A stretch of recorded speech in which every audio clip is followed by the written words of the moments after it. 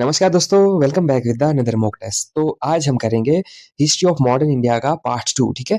Part 1 में हमने क्या किया था? पार्ट 1 में हमने किया था यहाँ से यहाँ तक। ठीक है, चंपारण मूवमेंट्स तक हमने 100 इंपॉर्टेंट क्वेश्चन कल किए थे। और आज हम करने वाले हैं मॉन्टेग्यू अगस्त डिक्लेरेशन से लेके राउंड टेबल कॉन्फ्रेंस। ठीक है, यहाँ तक आज हम 100 इंपॉर्टेंट क्वेश्चन करेंगे पार्ट 2 में। ठीक है, उस हिसाब से पार्ट 3 में ऐसे करके मैं ये सारा जो सिलेबस है इससे रिलेटेड एमसीयू मैं करवाता रहूँगा। मेरे साथ नए जुड़े हैं तो चैनल को सब्सक्राइब करना ना भूले। तो चलिए शुरुआत करते हैं। सो ये 100 इंपॉर्टेंट क्वेश्चन का ये मॉक टेस्ट रहेगा, मेगा सीरीज रहने वाली है। ठीक है, अपना स्कोर साथ साथ में करते रहिए, एक जगह बैठ जाइए, आराम से पानी वगैरह ले लीजिए। और आज हम करेंगे 100 important question. Before starting the mock test I would like to tell you, अगर आपको 10,000 से ज़्यादा एमसीक्यू वाली पीडीएफ चाहिए तो इसमें आपको मैसेज करना है, आपको सारी इन्फॉर्मेशन मिल जाएगी और सारा सिलेबस आपको कवर देखने को मिलेगा। आपको कहीं भागने की ज़रूरत नहीं है, आराम से आप अपनी तैयारी और ज़्यादा बेहतर कर सकते हैं। ठीक है, तो पहला क्वेश्चन है हमारा, क्वेश्चन ऑन द स्क्रीन। अब बताओ, मॉन्टेग्यू अगस्त घोषणा, ठीक है, जो अगस्त डिक्लेरेशन कब की गई थी, वो कब की गई थी? ऑप्शन आपके सामने है, आराम से पॉज करके आंसर दीजिएगा और स्कोर भी साथ साथ में करते रहना है अपना। ठीक है, तो very good, option C is the right answer. ठीक है, सी है 20 अगस्त 1917। ठीक है, 20 अगस्त 1917 को की गई थी अगस्त डिक्लेरेशन, मॉन्टेग्यू अगस्त घोषणा। अब देखो, भारत के सचिव एडविन मॉन्टेग्यू ने 20 अगस्त 1917 को ब्रिटिश संसद में भारत में जिम्मेदार सरकार की क्रमिक स्थापना की घोषणा की थी। ठीक है, इसका विवरण या एक्सप्लेनेशन आप इसमें पढ़ सकते हैं। ठीक है, आगे चले नेक्स्ट क्वेश्चन की तरफ। नेक्स्ट क्वेश्चन है हमारा, अब बताओ 1917 की मॉन्टेग्यू घोषणा का प्राथमिक उद्देश्य क्या था? ठीक है, what was the primary objective of the Montagu declaration of 1917? Option आपके सामने, क्या वो स्वशासी संस्थानों का क्रमिक विकास, ठीक है, भारत का पूर्ण विभाजन, मार्शल लॉ लागू करना, तत्काल स्वतंत्रता देना? ठीक है, इसमें से क्या इसका राइट आंसर होगा? आराम से बताइए। राइट आंसर है हमारा ऑप्शन ए। ठीक है, स्वशासी संस्थानों का क्रमिक विकास। ठीक है, gradual development of self governing institution is the right answer. जो इसका उद्देश्य था वो ये था। ठीक है, इसकी एक्सप्लेनेशन है, इसका उद्देश्य भारतीयों को प्रशासन की हर शाखा में शामिल करना और स्वशासी संस्थानों का विकास करना था। किसका? हमारे मॉन्टेग्यू डिक्लेरेशन। चलिए आगे चले नेक्स्ट क्वेश्चन की तरफ। Question 3 on the screen. अब बताओ, 1918 में खेड़ा सत्याग्रह किस प्रांत में आयोजित किया गया था? गुजरात में, महाराष्ट्र में, पंजाब में, बिहार में? कहाँ किया गया था? सत्याग्रह किस प्रांत में आयोजित किया गया था 1918 में?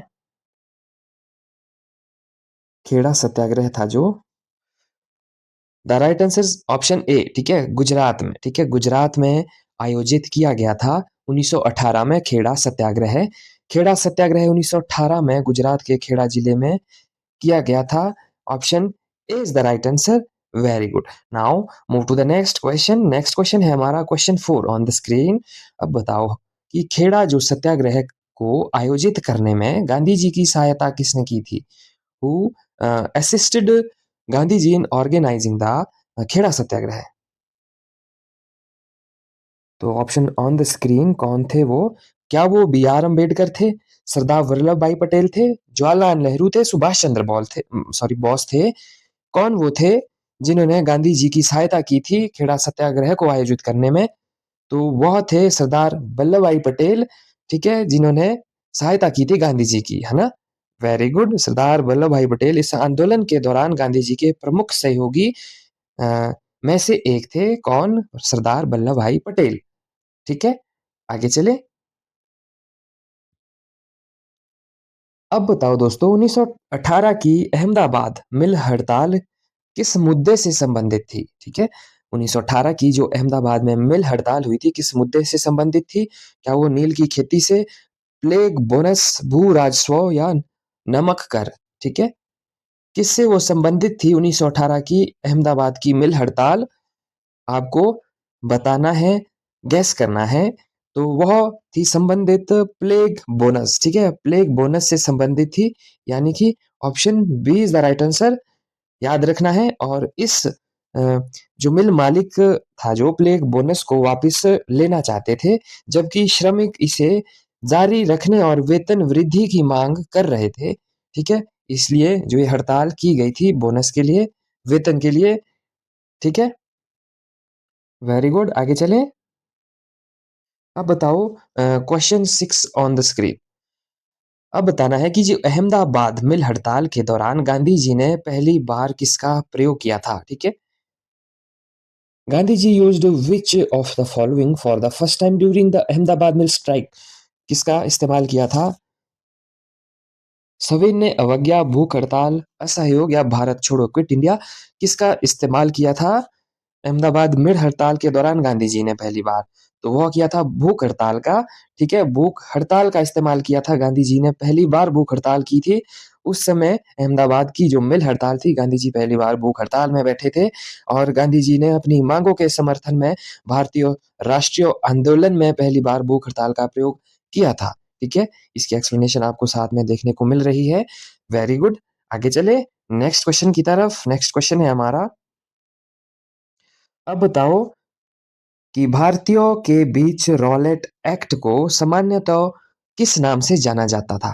जो भारतीयों के बीच रॉलेट एक्ट था, सामान्यतः किस नाम से जानते थे उसे? काला कानून, स्वर्ण अधिनियम, सफेद कानून, शांति अधिनियम? वेरी वेरी इंपॉर्टेंट क्वेश्चन ये, आपको बताना है क्या इसका राइट आंसर है। जो रॉलेट एक्ट था उसे काला कानून कहते थे, ब्लैक लॉ, ठीक है, ब्लैक लॉ कहा जाता था। बिना मुकदमा चलाए जेल भेजने के प्रावधान के कारण इसे काला कानून कहा जाता था, ठीक है। क्यों कहा जाता था वो भी इसमें बताया गया है। ब्लैक लॉ किसे कहते थे? रॉलेट एक्ट को, ठीक है। वेरी गुड, आगे चले नेक्स्ट क्वेश्चन है हमारा। अब बताओ जो रॉलेट एक्ट ने ब्रिटिश सरकार को एक शक्ति दी, ठीक है, the Rowlatt Act empowered the British government to, option on the screen, क्या इसका राइट आंसर है? रॉलेट एक्ट ने ब्रिटिश सरकार को क्या शक्ति दी थी, कौन सी पावर दी थी? तो वह दी थी लोगों को बिना मुकदमे के हिरासत में रखना, ठीक है, जो मैंने अभी बताया, बिना मुकदमे के हिरासत में रखा जाता था, इसलिए इसे ब्लैक लॉ भी कहते थे, काला कानून भी कहते थे, ठीक है। ऑप्शन ए इसका सही हो जाएगा। वेरी गुड, है ना। सरकार किसी भी व्यक्ति को राजद्रोही गतिविधियों के संदेह में बिना मुकदमे के 2 साल तक, ठीक है, कितने साल अगर पूछा जाए तो 2 साल तक जेल में रख रख सकती थी, ठीक है। ऐसा वहां का कानून हुआ करता था रॉलेट एक्ट का, ठीक है। Very good, now move the next question on the screen. अब बताओ जो जलियांवाला बाग बाग हत्याकांड कब हुआ था? कब ये जलियांवाला बाग हत्याकांड हुआ था? The right answer is option number C, ठीक है, वो था 13 अप्रैल 1919, ठीक है, 13 अप्रैल 1919 को ये जलियांवाला बाग हत्याकांड हुआ था। बैसाखी के दिन, ठीक है, जनरल डायर ने अमृतसर की जलियांवाला बाग में शांतिपूर्ण भीड़ पर गोलियां चलवाई थी, जहां उसके अ, अभी भी उसके एविडेंस वहां पे देखने को मिलते हैं। आप कभी जाए तो वहां पे उसे जरूर विजिट करिए, ठीक है, वहां पे उसके एविडेंस अभी भी है, ठीक है। वेरी गुड, आगे चले। अब बताओ जलियांवाला बाग के विद्रोह में वायसरॉय की कार्यकारी परिषद से किसने इस्तीफा दिया था? Who resigned from the viceroy executive council in protest against Jallianwala Bagh? तो वो कौन थे? क्या वो शंकर नायर थे? क्या वो महात्मा गांधी थे, रविंद्रनाथ टैगोर थे या मोतीलाल नेहरू थे? तो वो कौन थे? अ, वो थे शंकरन नायर, ठीक है, ऑप्शन ए इसका सही हो जाएगा। शंकरन नायर थे जिन्होंने इस्तीफा दिया था। जो नायर ने विद्रोह स्वरूप वायसरॉय की परिषद से इस्तीफा दिया था, जबकि टैगोर ने अपनी नाइटहुड उपाधि त्यागी थी। Option A is the right answer, ठीक है। आगे चले next question on the screen. अब बताओ भारत में खिलाफत आंदोलन के प्रमुख नेता कौन थे? अब खिलाफत मूवमेंट की यहाँ पे बात हो रही है, वहां जब आंदोलन हुआ था उसके प्रमुख नेता कौन थे, ठीक है, मेन लीडर कौन थे? खिलाफत आंदोलन के इन इंडिया भारत में, तो ऑप्शन आपके सामने है। क्या वो जिन्ना और सावरकर थे, आजाद और बोस थे, क्या वो अली बंधु, ठीक है, या गांधी जी और नेहरू, कौन थे वो? ऑप्शन आपके सामने है। तो if I am talking about right answer option number C, ठीक है, अली ब्रदर थे या अली बंधु थे, कौन थे? शौकत और मोहम्मद अली, ठीक है, शौकत और मोहम्मद अली थे खिलाफत मूवमेंट के main leader. Option C is the right answer, याद रख लेना है, Ali brothers. Now move to the next question. अब बताओ, खिलाफत आंदोलन किस देश के खिलाफ के साथ किए गए व्यवहार के विद्रोह में शुरू किया गया था? अब खिलाफत आंदोलन जो शुरू हुआ था, Khilafat movement was started to protest against the treatment of the caliph of which country? मिस्र थी, तुर्की थी, ईरान थी, अरब थी, ठीक है, किसके विद्रोह में ये व्यवहार के विद्रोह में शुरू किया गया था? तो वो था तुर्की, ठीक है, Turkey. Turkey is the right answer. प्रथम विश्व युद्ध के दौरान ब्रिटेन द्वारा टर्की के सुल्तान, ठीक है, खलीफा, ठीक है, कौन था? टर्की का सुल्तान खलीफा की शक्तियों को कम करने के विद्रोह में यह आंदोलन किया गया था, यानी कि Turkey is the right answer, ठीक है, very good. Now move to the next question, question number 13। अब बताओ, in which season did the Congress approve the non corporation movement? Congress के किस अधिवेशन में असहयोग आंदोलन को मंजूरी दी गई थी? कांग्रेस के किस अधिवेशन में असहयोग आंदोलन को मंजूरी दी गई थी? कौन सा वो अधिवेशन था? तो वो था नागपुर अधिवेशन 1920, ठीक है, 1919, नागपुर सेशन 1919, ठीक है, नागपुर अधिवेशन था वो। Option B is the right answer. अब देखो, नागपुर अधिवेशन दिसंबर 1920 में असहयोग के प्रस्ताव की पुष्टि की गई थी उस टाइम, ठीक है, 1920। Very good. Now move to the next question. अब बताओ, किस घटना के कारण गांधी जी ने असहयोग आंदोलन वापस ले लिया था? ठीक है, कौन सा वो इंसिडेंट था? गांधी जी ने विड्रॉ किया था किसको? असहयोग आंदोलन को वापस। क्या वो बंगाल का विभाजन था, चौरी चौरा का कांड था, या वो जलियांवाला बाग था, या काकोरी डकैती? ठीक है, काकोरी डकैती। तो बहुत सारी घटना हुआ करती थी उस टाइम। तो बट यहाँ बात हो रही है कि असहयोग आंदोलन वापस लिया गया था गांधी जी ने, तो वो किस घटना के कारण वापस लिया था? तो वो थी घटना चौरा चोरी की घटना, यानी कि इंसिडेंट ऑफ चौरा चोरी, ठीक है, चौरी चोरा, sorry, Chauri Chaura. Option B is the right answer, ठीक है, कोई बात नहीं, थोड़ा सा एक्सप्लेनेशन में, प्रोनाउंसिएशन में थोड़ी दिक्कत हो जाती है, कोई बात नहीं, बट आप भी पढ़ रहे हैं ना, तो आप आराम से पढ़िए, ठीक है। वो थी चौरी चोरा का कांड था, ठीक है, गांधी जी ने वापस लिया था असहयोग आंदोलन को, ठीक है। फरवरी 1920 में चौरी चौरा में हुई हिंसा के कारण गांधी जी ने आंदोलन स्थगित कर दिया था, ठीक है, option B is the right answer, very good. Now move to the next question. Next question on the screen. अब बताओ दोस्तों, 1923 में स्वराज पार्टी की स्थापना किसने की थी? ठीक है, who founded the Swaraj party इन 1923? किसने की थी? जवाहरलाल नेहरू और गांधी जी ने की थी, मोतीलाल नेहरू और सी आर दास ने की थी, सरदार पटेल ने की थी, सुभाष चंद्र बोस ने की थी, कौन थे वो जिन्होंने स्वराज पार्टी की स्थापना की थी 1923 में, 1923 में? तो the right answer is option number B, ठीक है, वो थे मोतीलाल नेहरू और सी आर दास, ठीक है, कौन थे? मोतीलाल नेहरू और सी आर दास थे जिन्होंने 1923 में स्वराज पार्टी की स्थापना की थी। इतना याद कर लेना है आपको, important question for the exam. Now move to the next question. Next question on the screen. अब बताओ, स्वराजवादियों का मुख्य उद्देश्य क्या होता था उस टाइम, क्या था? ऑप्शन आपके सामने है।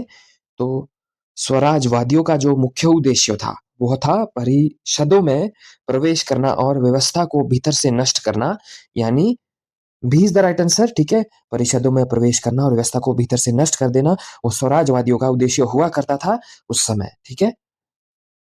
आगे चले, नेक्स्ट क्वेश्चन है हमारा 17। अब बताओ, भारतीयों द्वारा साइमन कमीशन का बहिष्कार क्यों किया गया था? क्यों किया गया था भारतीयों द्वारा साइमन कमीशन का बहिष्कार? ऑप्शन आपके सामने है। साइमन कमीशन का बहिष्कार किया गया था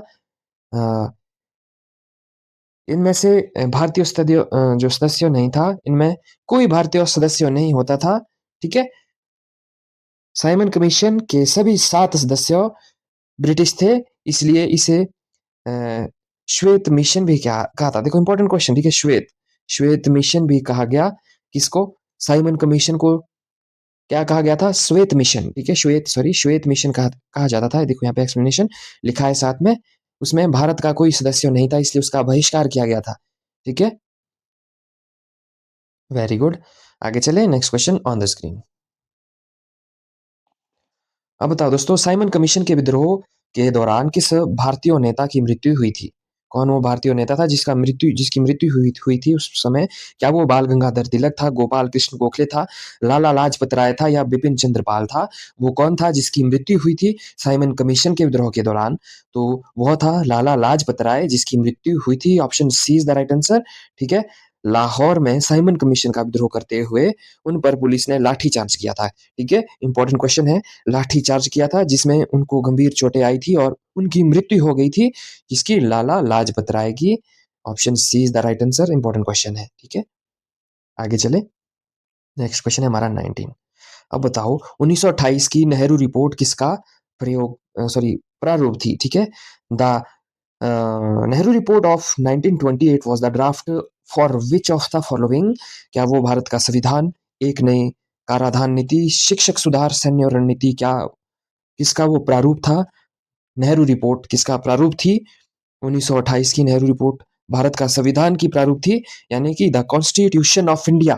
ठीक है, यह भारतीयों द्वारा स्वयं के लिए एक संविधान तैयार करने का पहला बड़ा प्रयास था।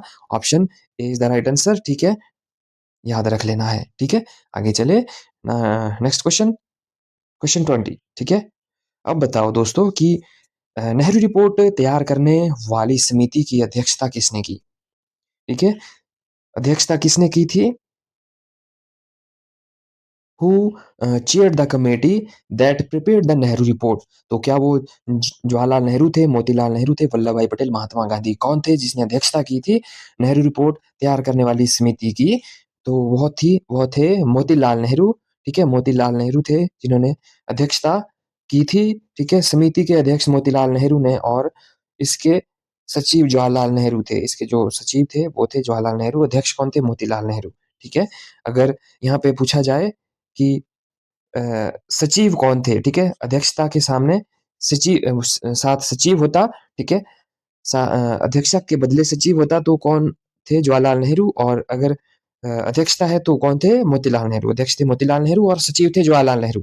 ठीक है, वेरी गुड। आगे चले, नेक्स्ट क्वेश्चन है हमारा 21। नेहरू रिपोर्ट के जवाब में मोहम्मद अली जिन्ना ने कितने सूत्र पॉइंट्स प्रस्तावित किए थे? ठीक है, कितने पॉइंट्स प्रस्तावित किए थे? In response to the Nehru report Mohammad Ali Jinnah proposed how many points? ठीक है, 10 सूत्र। ठीक है, 14, 11, 15 पॉइंट्स। कितने पॉइंट्स थे? The right answer option number B, 14 points. ठीक है, 14 पॉइंट्स थे। कितने पॉइंट प्रस्तावित किए थे? कितने सूत्र? 14 सूत्र। ठीक है, नेहरू रिपोर्ट से असहमत होकर जिन्ना ने मुस्लिमों के लिए 14 सूत्रीय मांगे पेश की थी। ठीक है, 14 सूत्रीय मांगे प्रवेश की थी। ठीक है, सूत्र को क्या बोलेंगे? पॉइंट्स कहेंगे। तो ठीक है ना, 14 थे, 14 सूत्र मांगे प्रस्तावित की थी। ठीक है, very good. Now move to the next question. Next question on the screen. ठीक है, अब बताओ दोस्तों कि बरडोली सत्याग्रह, ठीक है, द बरडोली सत्याग्रह 1928, ठीक है, कब हुआ था? 1928 में। ठीक है, वॉज लीड बाय, किसने उसका नेतृत्व किया था? किसके द्वारा किया गया था? किसने लीड किया था वो सत्याग्रह? क्या वो सरदार वल्लभ भाई पटेल थे? क्या वो महात्मा गांधी थे? क्या वो मोरार रज्जी देसाई थे? क्या वो के एम मुंशी थे? कौन थे? आराम से गैस करें। ठीक है, तो वो थे सरदार वल्लभ भाई पटेल। ठीक है, सरदार वल्लभ भाई पटेल थे जिन्होंने लीड किया था बरडोली अ, सत्याग्रह। कब? 1928 में। ठीक है, सरदार वल्लभ भाई पटेल ने किसानों पर बढ़ाए गए लगान, ठीक है, क्यों किया गया था?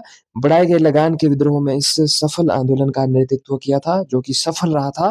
ठीक है, very good, option A is the right answer, यानी कि सरदार वल्लभ भाई पटेल थे जिन्होंने लीड किया था। Very good, now move to the next question. Next question on the screen is 23।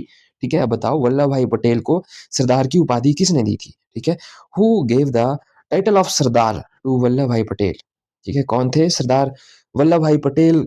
नाम था वल्लभ भाई पटेल, ठीक है, बट उपाधि सरदार वल्लभ भाई पटेल की किसने दी? क्या वो ब्रिटिश सरकार ने दी, रविंद्रनाथ टैगोर ने दी, बरडोली की महिलाओं की ओर से महात्मा गांधी ने, क्या वो जवाहरलाल नेहरू ने? किसने दी थी वो? इंपॉर्टेंट क्वेश्चन है दोस्तों, ठीक है। तो वो दी थी बरडोली की महिलाओं की ओर से महात्मा गांधी ने, ठीक है। सीधा सीधा कहने का मतलब है महात्मा गांधी ने दी थी वल्लभ भाई पटेल को सरदार की उपाधि, ठीक है। बरदोली की महिलाओं ने महिलाओं की ओर से गांधी जी ने उन्हें सरदार कहकर पुकारा था, ठीक है। किसको? सरदार वल्लभ भाई पटेल को। Option C is the right answer, ठीक है। सी इसका सही हो जाएगा, ठीक है। अगर गांधी भी होता, ठीक है, ये महिलाओं नहीं होती, गांधी होता तो Gandhi is the right answer जिसने उपाधि दी थी, ठीक है। आगे चले, नेक्स्ट क्वेश्चन है हमारा 24। अब बताओ किस अधिवेशन में पूर्ण स्वराज का प्रस्ताव पारित किया गया? ठीक है, किस अधिवेशन में पूर्ण स्वराज, ठीक है, पूर्ण स्वराज रेजोल्यूशन पास्ट, ठीक है। कौन सा वो अधिवेशन था? तो वो अधिवेशन था लाहौर अधिवेशन, यानी कि 1929, ठीक है, यानी कि option D is the right answer. Lahore वो अधिवेशन था, ठीक है। ऑप्शन ऑन द स्क्रीन आपको एक्सप्लेनेशन भी साथ में है कि दिसंबर 1929 में लाहौर में जवाहरलाल नेहरू की अध्यक्षता में पूर्ण स्वराज का लक्ष्य घोषित किया गया। Option D is the right answer. Now move the next question on the screen 25। अब बताओ लाहौर अधिवेशन के दौरान भारत के पहले स्वतंत्रता दिवस के लिए कौन सी तारीख चुनी गई थी? ठीक है, लाहौर अधिवेशन के दौरान भारत के पहले स्वतंत्रता दिवस के लिए एक तारीख चुनी गई थी, कौन सी थी वो? तो वह थी 26 जनवरी 1930, ठीक है, 26 जनवरी 1930, ठीक है। Option B is the right answer, option B इसका सही हो जाएगा, 26 जनवरी 1930।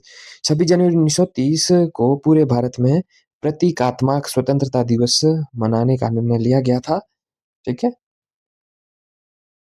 आगे चलें, नेक्स्ट क्वेश्चन है हमारा दांडी यात्रा कहाँ से शुरू हुई? ठीक है, अब आए हम दांडी यात्रा पे। The Dandi march started from where? ठीक है, क्या दांडी से, बरडोली से, साबरमती आश्रम से, सूरत से, कहाँ से शुरू हुई थी दांडी यात्रा? इंपॉर्टेंट क्वेश्चन है। तो हुई थी साबरमती आश्रम से, option C is the right answer. Dandi यात्रा शुरू की गई थी गांधी जी ने 12 मार्च 1930 को, ठीक है, 12 मार्च 1930 को साबरमती आश्रम से पहली ऐतिहासिक यात्रा शुरू की थी, ठीक है। पहली यात्रा कौन सी थी? दांडी यात्रा। कब? 12 मार्च 1930 इज द राइट आंसर, ठीक है। ऑप्शन सी इसका सही हो जाएगा। वेरी गुड, आगे चले नेक्स्ट क्वेश्चन के साथ। Next question on the screen 27। बताओ कि दांडी यात्रा में प्रारंभ में गांधी जी के साथ किसने अनुयायी की सॉरी कितने अनुयायी थे? ठीक है, कितने अनुयायी थे, फॉलोवर्स थे, कहने का मतलब ये है कितने फॉलोवर्स थे? 50, 100, 12 या 78, 78? कितने फॉलोवर्स थे? तो वो थे 78 फॉलोवर्स थे, ठीक है, यानी कि option D is the right answer. Gandhi ji के साथ उनके 78 78 चुने गए स्वयं सेवक शामिल थे, चुने गए थे 78 स्वयं सेवक, is the right answer. D is the right answer. आगे चले नेक्स्ट क्वेश्चन के साथ। नेक्स्ट क्वेश्चन है हमारा सविनय अवज्ञा शुरू करने से पहले गांधी जी ने किस वॉइस रॉय के सामने पहली 11 मांगे पेश की थी? ठीक है, ऑप्शन ऑन द स्क्रीन। सविनय अवज्ञा शुरू करने से पहले गांधी ने किस वॉइस रॉय के सामने पहली 11 मांगे पेश की थी?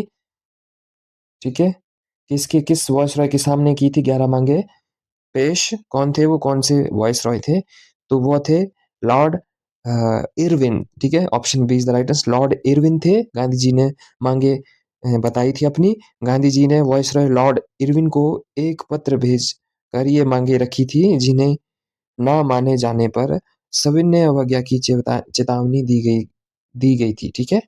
सविनय अवज्ञा की चेतावनी उस समय गांधी जी को मिली थी लॉर्ड इरविन की तरफ से। Option B is the right answer, ठीक है। इंपॉर्टेंट क्वेश्चन है, चलिए आगे चले।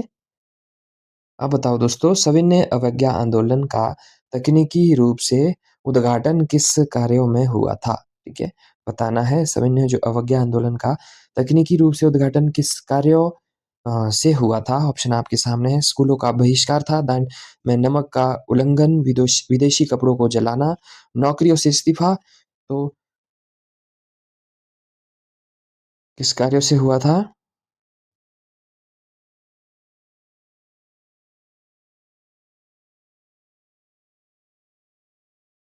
The right answer option number B, Dandi में नमक कानून का उल्लंघन। ठीक है, नमक कानून का उल्लंघन, breaking of the salt law at Dandi. ठीक है, 6 अप्रैल 1930 को गांधी जी ने दांडी में मुट्ठी भर नमक बनाकर नमक कानून तोड़ा और आंदोलन की शुरुआत की थी। नमक कानून तोड़ा था मुट्ठी में। ठीक है, नमक। Very good, option B is the right answer. ठीक है, आगे चले नेक्स्ट क्वेश्चन। अब बताओ, how many rounds table conference were held in total? कुल कितनी गोल मेज बैठकें, ठीक है, गोल मेज बैठकें यानी कि राउंड टेबल कॉन्फ्रेंस होती थी, आयोजित की गई थी। एक गोल टेबल हुआ करता था, उसमें बैठकें होती थी। कितनी की गई थी? तो वो की गई थी 3। ठीक है, 3 बैठकें थी। साइमन कमीशन की रिपोर्ट पर चर्चा के लिए लंदन में 1930, 1931 और 1932 में 3 बैठकें आयोजित की गई थी साइमन रिपोर्ट की बैठकों पे चर्चा करने के लिए। ठीक है, very good, option B is the right answer. Now move to the next question. Congress Gandhi ji ने किस गोलमेज सम्मेलन में भाग लिया था? कांग्रेस गांधी जी ने किस गोलमेज सम्मेलन में भाग लिया था? ऑल ऑफ देम, तृतीय, द्वितीय, फर्स्ट, सेकंड, थर्ड। ठीक है, कौन थे? तो option see the right answer, यानी कि द्वितीय, द्वितीय सम्मेलन में भाग लिया था। गांधी इरविन समझौते के बाद गांधी ने कांग्रेस की एकमात्र प्रतिनिधि के रूप में दूसरी बैठक में भाग लिया था। पहली में नहीं लिया, दूसरी में लिया, तीसरी में। ठीक है, इस तरह से।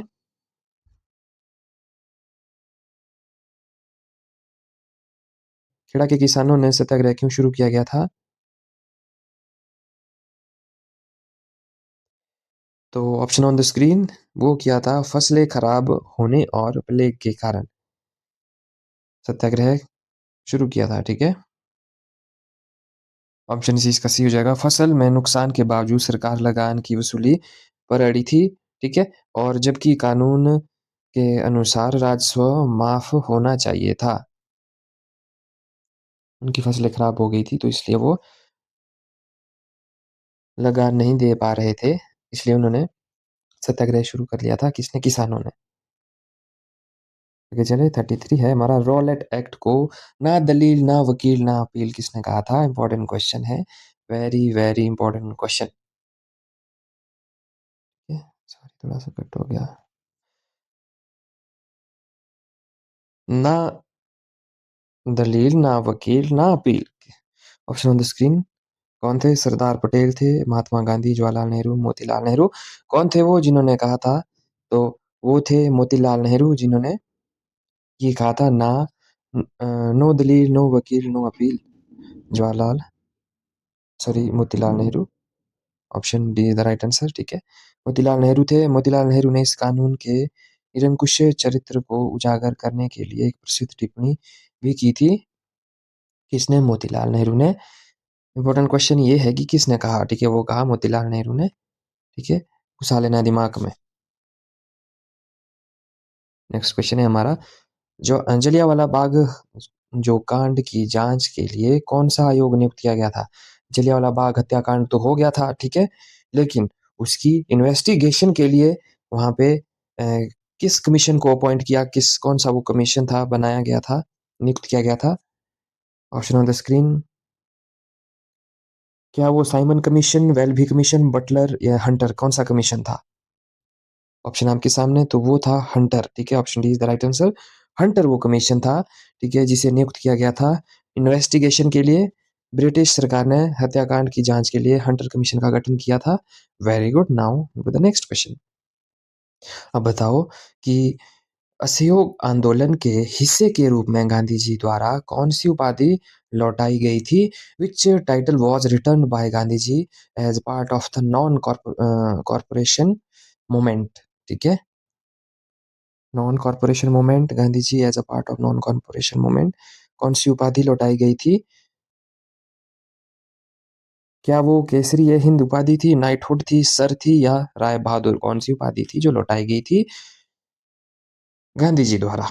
तो वो थी केसर ए हिंद, ठीक है, केसर ए हिंद वो उपाधि थी जो लौटाई गई थी गांधी जी द्वारा असहयोग आंदोलन के लिए ना। असहयोग सॉरी, गांधी जी ने खिलाफत आंदोलन और असहयोग के समर्थन में प्रथम विश्व युद्ध के दौरान पहली स्वर्ण पदक, ठीक है, केसर ए हिंद लौटा दिया था। Very good, option A is the right answer. Now move to the next question 36। अब बताओ, नवंबर 1919 में अखिल भारतीय खिलाफत सम्मेलन का अध्यक्ष किसे चुना गया था? नवंबर 1919 में अखिल भारतीय खिलाफत सम्मेलन का अध्यक्ष किसे चुना गया था? क्या वो शौकत अली था? क्या मोहम्मद अली जिन्ना था? क्या वो मौलाना अब्दुल कलाम आजाद था? क्या वो महात्मा गांधी था? ठीक है, मौलाना अबुल आजाद कलाम था या गांधी जी था? कौन था? तो वो था गांधी, ठीक है, option D is the right answer.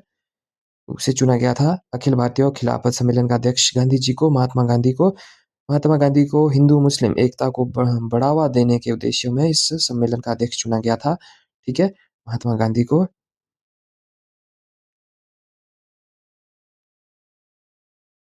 चलिए आगे चले, नेक्स्ट है हमारा क्वेश्चन।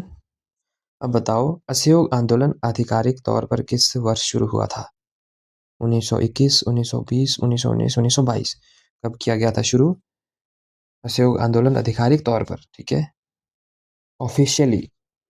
तो वो किया गया था 1920, ठीक है, option B is the right answer. Question भी आता है, असहयोग आंदोलन की शुरुआत किस वर्ष हुई थी? 1920 में। तो 1 अगस्त 1920 को तिलक की मृत्यु के दिन ही असहयोग आंदोलन की औपचारिक शुरुआत की गई थी, ठीक है, वेरी गुड। नाउ आगे चले। अगला क्वेश्चन क्या कह रहा है कि निम्नलिखित में से स्वराज पार्टी के पहले सचिव कौन थे? कौन थे? क्या वो मोतीलाल नेहरू थे, सी आर दास थे, विठुल भाई पटेल थे या राजेंद्र प्रसाद थे? कौन थे? तो वो थे मोतीलाल नेहरू, ठीक है, मोतीलाल नेहरू थे, option A is the right answer, ठीक है। स्वराज पार्टी के पहले सचिव मोतीलाल नेहरू थे। सी आर दास स्वराज पार्टी के अध्यक्ष थे और मोतीलाल नेहरू इसके सचिव थे, वेरी गुड।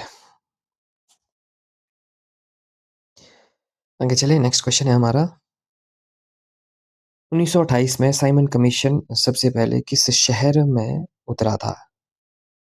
ठीक है, 1928 में साइमन कमीशन सबसे पहले किस शहर में उतरा था? क्या वो दिल्ली, क्या वो बॉम्बे, क्या वो कलकत्ता, क्या वो मद्रास? ठीक है, इस शहर में उतरा था वो था बॉम्बे, ठीक है, option B is the right answer. 1928 में साइमन कमीशन सबसे पहले बॉम्बे शहर में उतरा था, option B is the right answer. Simon Commission 3 फरवरी 1928 को बॉम्बे पहुंचा, जहां उसका देशव्यापी हड़ताल और साइमन गो बैक के नारे से स्वागत किया था, ठीक है। साइमन गो बैक के नारे कहाँ लगाए गए थे? बॉम्बे में पहली बार, ठीक है, इसके उपलक्ष्य में साइमन कमीशन, ठीक है, वेरी गुड। आगे चले, कब डेट भी है? 3 फरवरी 1928 को पहुंचा था, है ना। आगे चले, नेक्स्ट क्वेश्चन है हमारा 40। अब बताओ, भारत की स्थिति स्टेटस के बारे में नेहरू रिपोर्ट द्वारा क्या सिफारिश की गई थी? क्या सिफारिश की गई थी? मेरा गला भी थक गया है थोड़ा, मैं पानी पीने के लिए ब्रेक भी लूंगा। 50 क्वेश्चन तक कर लेते हैं, ठीक है।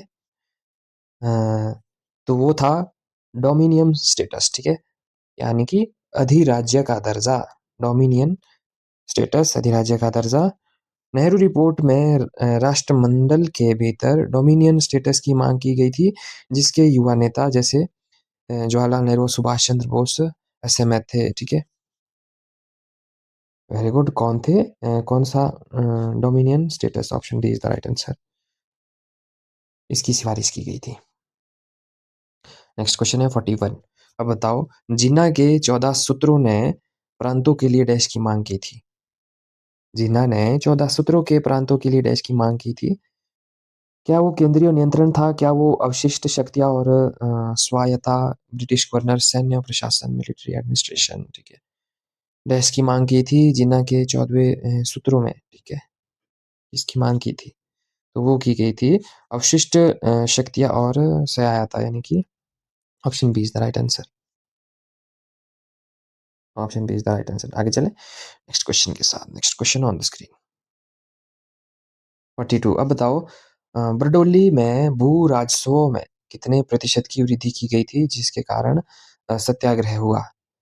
ठीक है, 50, 30, 22, 15 कितने परसेंट की वृद्धि हुई थी?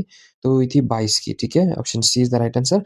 22% की वृद्धि हुई थी। ब्रिटिश प्रशासन ने भू राजस्व में 22% की भागीदारी वृद्धि की थी, जिसे बाद में जांच के बाद घटाकर 6.03, ठीक है, परसेंट कर दिया गया था। Option C is the right answer. Very good. आगे चले नेक्स्ट क्वेश्चन के साथ। Next question on the screen 43। अब बताओ 31 दिसंबर 1929 को रावी नदी के तट पर तिरंगा झंडा किसने फहराया था?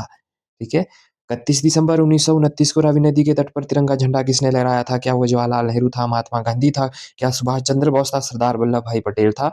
तो किसने लहराया था? वो था जवाहरलाल नेहरू। ठीक है, जवाहरलाल नेहरू ने लहराया था रावी नदी के तट पर झंडा। ठीक है, कब? 31 दिसंबर 1929 को जवाहरलाल नेहरू ने आधी रात को रावी के तट पर तिरंगा फहराया और इंकलाब जिंदा के नारे लगाए थे, जिंदाबाद के नारे भी लगाए थे। किसने? जवाहरलाल नेहरू ने। ठीक है, वेरी गुड। आगे चले नेक्स्ट क्वेश्चन है दांडी यात्रा की कुल दूरी लगभग कितनी थी? अब दांडी यात्रा तो शुरू की, लेकिन इसकी दूरी कितनी थी, उसका डिस्टेंस कितना था, अप्रोक्सीमेटली कितना था उसका लगभग? तो उसका था 241 मील, यानी कि 385 किलोमीटर। अब देखो गांधी ने 24 दिन में लगातार 241 मील की दूरी पैदल तय की थी। Very good. Option C is the right answer. आगे चलें नेक्स्ट क्वेश्चन है हमारा 45। पश्चिम सीमा प्रांत यानी कि NWFC यानी कि नॉर्थ वेस्ट फ्रंटायर प्रोविंस में सविनय अवज्ञा आंदोलन का नेतृत्व किसने किया था? किसने किया था?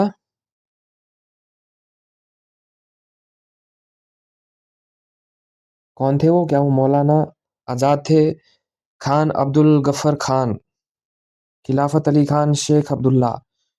किसने नेतृत्व किया था? तो वह थे खान अब्दुल गफ्फर खान। Option B. ठीक है, खान अब्दुल गफ्फर खान थे, ठीक है, जिन्होंने नेतृत्व किया था किसका? पश्चिम सीमा प्रांत, ठीक है, NWFC के शून्य अवज्ञा आंदोलन का।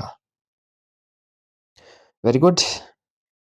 अब देखो जिन्हें सीमांत गांधी कहा जाता था, किसे? खान अब्दुल गफ्फर खान को, जिन्होंने खुदाई खिदमतगार संगठन के माध्यम से आंदोलन का नेतृत्व किया था। Option B is the right answer. ठीक है, Khan Abdul Ghaffar Khan. Now move to the next question on the screen. गोलमेज सम्मेलन के दौरान ब्रिटिश प्रधानमंत्री कौन थे? ठीक है, कौन थे? Who was the British prime minister during the round table conference? कितनी कॉन्फ्रेंस हुई? राउंड टेबल 3 हुई। ठीक है, मैंने अभी ऊपर डिस्कस किया। गोलमेज सम्मेलन के दौरान ब्रिटिश प्रधानमंत्री कौन थे? Option on the screen. एक तो इनके नाम ही ऐसे होते हैं ना, बड़े अजीब अजीब से, याद ही नहीं होते। कोई बात नहीं, ऑप्शन आंसर मैं बता देता हूँ। ठीक है, option D is the right answer. ठीक है, कौन है? राम से मैकडोनाल्ड। ठीक है, राम से मैकडोनाल्ड। कौन प्रधानमंत्री थे उस टाइम गोलमेज राउंड टेबल के? मैकडोनाल्ड। ठीक है, पता कैसे करो इसको याद? ठीक है, राउंड राउंड क्या होता है? फुटबॉल होता है। ठीक है, फुटबॉल को करो राउंड, फुटबॉल होता है। और रोनाल्डो, ठीक है, इसको रोनाल्डो रख लो याद। फुटबॉलर कौन है? Ronaldo McDonald. ठीक है, इस तरह से ट्रिक करके ऐसे कुछ भी याद कर सकते हैं, याद हो जाएगा, मेरे को पता है ना। Option D is the right answer. Very good. अब देखो राम से मैकडोनाल्ड उस समय ब्रिटिश प्रधानमंत्री थे, जिन्होंने बाद में प्रसिद्ध सांप्रदायिक निर्णय यानी कि कम्युनल अवार्ड भी दिया था। ठीक है, उन्हें राम से मैकडोनाल्ड। Very good. आगे चले next question on the screen यानी कि 47। वो कौन है? लॉर्ड मैटेंग्यू 1971 की ऐतिहासिक घोषणा करते समय किस पद पे थे? लॉर्ड मैटेंग्यू 1900, सॉरी 71 नहीं, सॉरी 17 कोई बात नहीं, हो जाती है थोड़ी मिस्टेक। 1917 की ऐतिहासिक घोषणा करते समय किस पद पर थे? कौन? Lord Montagu. क्या वो इंग्लैंड के प्रधानमंत्री थे? भारत के राज्य सचिव थे? क्या वो भारत के वॉइसरॉय थे? क्या वो बंगाल के गवर्नर थे? क्या थे उस समय? तो option B is the right answer, Bharat के राज्य सचिव थे, यानी कि secretary of state for India.